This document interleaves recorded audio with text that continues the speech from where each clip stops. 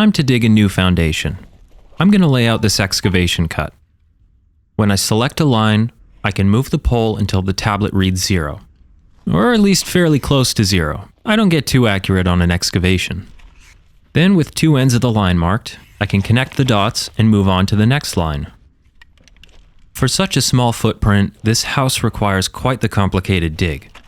This foundation requires 14-foot walls in the back with 2 to 4 foot frost walls in the front.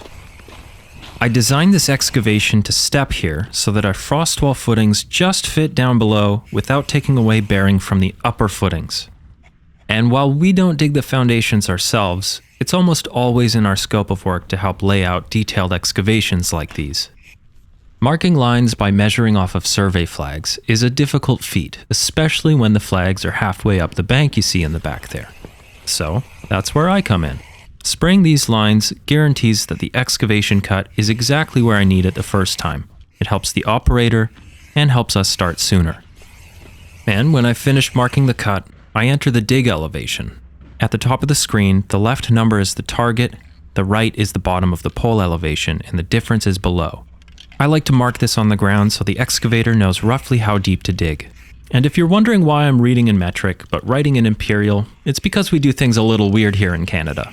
I'll explain that another time though.